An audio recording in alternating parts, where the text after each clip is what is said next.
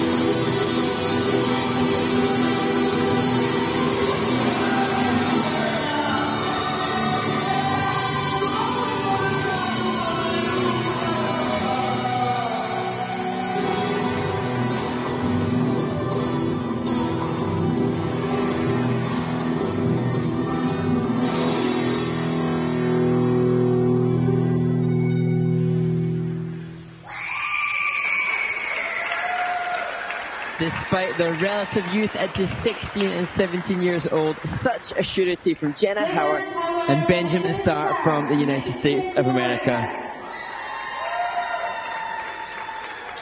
Yeah, another team with the second Junior Grand Prix of the season.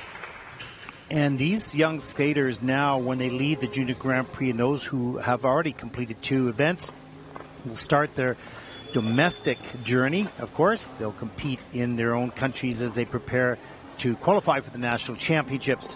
They move into nationals, maybe a couple other challenger series as well. In Europe, of course, they have a lot more access to international competition as we take a look inside this program.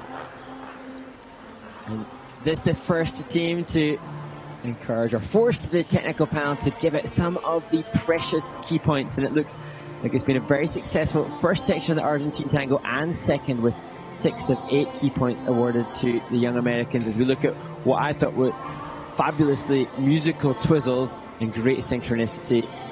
This was all perfectly in time with the music as we look at the midline step sequence. And I thought Benjamin in particular was really delivering on the performance here to the judging panel. And I remember in their first Junior Grand Prix 10, they were delighted to place 5th, and it looks like they're really cementing their position as a solid Junior Grand Prix team as they're joined by Svetlana Kulikova, their coach. Yeah, interesting to set up their season, as I mentioned, you know, and now they go back to domestic. It's always so exciting coming out on the Junior Grand Prix, international, representing your country, and then you have to go back and work your way back to the top of your country to have those further opportunities. The pressure's on. Those athletes at home that didn't get this opportunity are just waiting to beat you when you go back home and hoping for their next season as well. So it's an interesting dynamics.